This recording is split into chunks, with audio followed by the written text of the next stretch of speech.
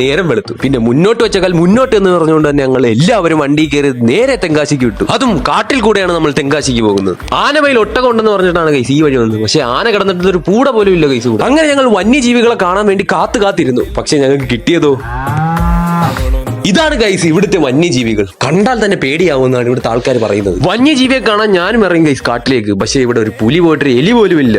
ഇവിടെ അടുത്തൊരു വെള്ളച്ചാട്ടം ഉണ്ടെന്ന് പറഞ്ഞു ഗൈസ്. നമുക്ക് എന്തായാലും അവിടെ കയറിയിട്ട് പോകാം.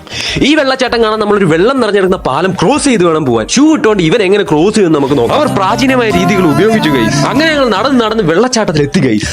വെള്ളച്ചാട്ടത്തെ കുളിക്കുമ്പോൾ ഒരു ഫീല് അത് വേറെ വൈബാണ് ഗൈസ്. ഇതാണ് കുംഭഉരുട്ടി വാട്ടർഫാൾസ്. ഫേമസ് ആണെന്ന് എനിക്കറിയില്ല, ബട്ട് കിടിലം സ്പോട്ടാണ്. അങ്ങനെ ഞങ്ങൾ അച്ചൻകോവിൽ വഴി തെങ്കാശിയിലെത്തി നല്ലൊരു ബിരിയാണി മേടിച്ച് കിടിലം ഒരു സ്പോട്ട് നോക്കാണ് കഴിക്കാൻ. നല്ല നട്ടുച്ച വെയിലത്ത് മാവിന്റെ തണലിൽ നിന്ന് ബിരിയാണിയെ കഴിച്ചു. എന്നിട്ട് നേരെ ഞങ്ങൾ തിരിച്ച് വീട്ടിലേക്ക്.